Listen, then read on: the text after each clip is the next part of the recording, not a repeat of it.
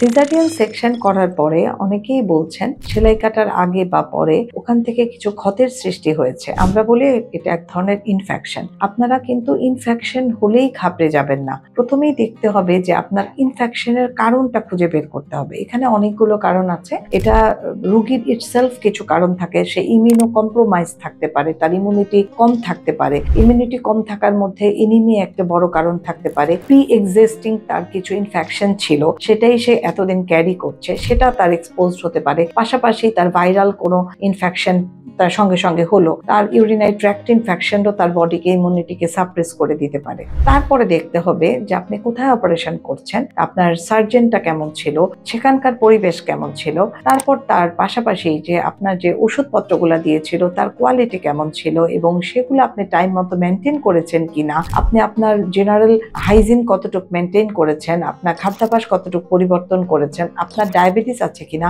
এই সমস্ত কিছু কারণগুলো যদি আমরা খতিয়ে দেখি তাহলে কিন্তু আমরা অন্য ইনফেকশন হলেও আমরা ঘাবড়ে যাবার কিছু নেই। আপনি আপনার যার হাতে আপনি রেগুলার অপারেশন করিয়েছেন এবং তার আন্ডারে আছেন, তাকে সেই বিশেষজ্ঞ ডাক্তারের সাথেই আপনি তার আন্ডারেই থাকবেন এবং তার পরামর্শ অনুযায়ী যেভাবে আপনার চিকিৎসা দিবে। সাধারণত আমরা বলি নিয়মিত ড্রেসিং করলে এবং প্রপার ড্রেসিং অনুযায়ী সেখানে যদি আমরা কিছু সোয়াব টেস্ট করি, সেটার কালচার এন্ড সেন্সিটিভিটি অ্যাকর্ডিং যদি আমরা দেখি, সেই অ্যাকর্ডিং কালচার এন্ড সেন্সিটিভিটি যদি আমরা ভালো কোনো অ্যান্টিবায়োটিক কাভারেজ দিই, তাড়াতাড়ি পেশেন্ট হেলদি এবং কিওর হয়ে যায়। তার কিন্তু আরেকটা ব্যাপার আছে, অনেক সময় কিছু উন্ডের মধ্যে থেকে যদি আমরা কিছু বায়োপসি নেই, সেখানে টিউবারকুলার কিছু ইনফেকশন অনেক সময় হয়ে থাকে। সেই টিউবারকুলার ইনফেকশন হলেও আপনারা ঘাবড়ে যাবেন না। আপনারা হেলদি ডায়েট মেনটেন করবেন, ডায়াবেটিস থাকলে ডায়াবেটিস কন্ট্রোল করবেন। যদি টিউবারকুলার পজিটিভ আসে, আপনি কিন্তু অ্যান্টিটিবি ড্রাগ খেলেই 6 মাস বা 9 মাস আপনি সম্পূর্ণরূপে কিওর হয়ে যাবেন।